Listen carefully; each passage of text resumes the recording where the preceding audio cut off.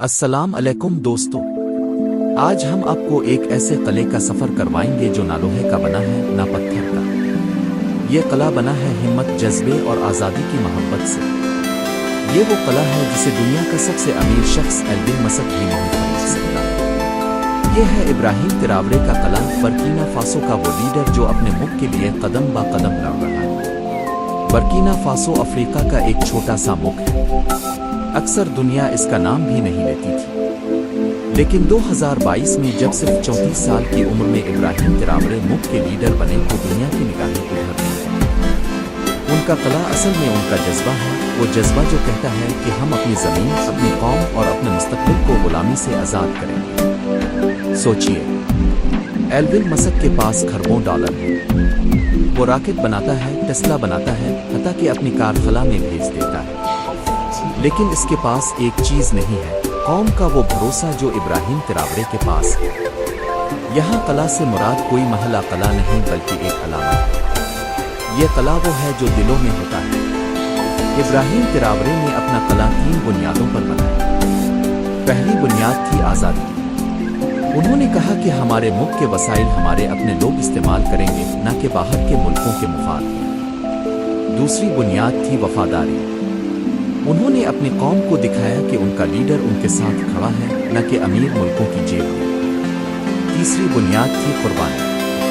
انہوں نے اپنی جوانی، اپنا وقت اور سکون سب ملک کے لیے وقف کر دیا۔ یہ قلعہ پتھر کا نہیں بلکہ اعتماد اور وفاداری کا قلعہ ہے، اور دنیا کا کوئی پیسہ اسے توڑ نہیں سکتا۔ اب ذرا ایلون مسک کو سوچیے، اگر وہ چاہے تو دنیا کا کوئی بھی محل، کوئی بھی کمپنی یا ٹیکنالوجی خرید سکتا ہے، لیکن کیا وہ ایک قوم کا دل خرید سکتا ہے؟ جب عوام اپنے لیڈر کو دل سے چنیں اور اس کی عزت کریں تو وہ عزت نہ بازار میں بکتی ہے اور نہ کسی نیلامی میں لگتی ہے۔ ابراہیم تراورے کا قلعہ اسی عزت کی نشانی ہے۔ ایلون مسک کے پاس اسپیس ایکس ہے، سیٹلائٹس ہیں، دنیا بھر کے وسائل ہیں، لیکن وہ اپنی دولت سے ایک ملت کا جذبہ نہیں پیدا کر سکتا۔ یہ صرف قربانی اور وفاداری سے آتا ہے۔ ابراہیم تراورے کے قلعے کی سب سے بڑی طاقت عوام کا بھروسہ ہے۔ برکینا فاسو کے لوگ انہیں صرف لیڈر نہیں بلکہ اپنا بھائی سمجھتے ہیں۔ ان کا قلعہ عوام کے کندھوں پر کھڑا ہے۔ جب عوام خود ایک دیوار بن جائیں تو دنیا کا سب سے بڑا امیر بھی اس قلعے کو نہیں گرا سکتا۔ دنیا میں بہت سے لیڈر آئے جو دولت کے لالچ میں بک گئے، محلات بنائے اور پھر انہی محلوں پر قبضہ کر لیا گیا، لیکن جو قلعہ ایمان اور عوام کے بھروسے پر بنا ہو، اسے توڑنا ناممکن ہوتا ہے۔ ابراہیم تراورے کا قلعہ یہ ثابت کرتا ہے کہ اصل طاقت نوٹوں کی نہیں، آوازوں کی ہوتی ہے، اور یہ آواز صرف انہی لیڈروں کے لیے اٹھتی ہے جو اپنی قوم کے لیے جیتے ہیں۔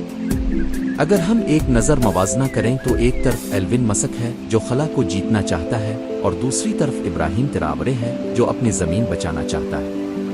ایک طرف ڈالر کی طاقت ہے اور دوسری طرف عوام کا جذبہ ہے۔ دونوں کے قلعے الگ ہیں۔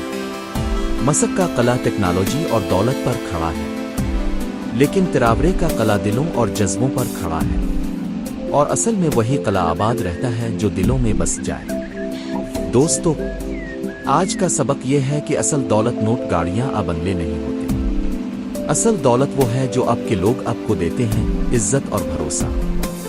اگر آپ چاہتے ہیں کہ آپ کا بھی ایک ایسا قلعہ ہو جسے دنیا نہ توڑ سکے تو اپنی زندگی میں 3 چیزیں لے آئیے: سچائی، وفاداری اور قربانی۔ یہ 3 چیزیں انسان کو وہ قلعہ دیتی ہیں جسے دنیا کا سب سے امیر بھی نہیں توڑ سکتا۔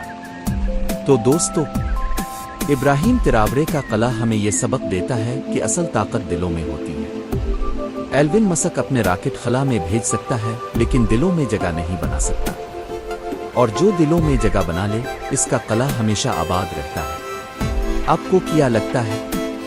کیا آج کے دور میں پیسہ سب کچھ خرید سکتا ہے؟ اپنا جواب کمنٹس میں ضرور لکھیے، اور اگر آپ کو یہ ویڈیو پسند آئی تو لائک، شیئر اور سبسکرائب کرنا نہ بھولیں۔ اللہ حافظ۔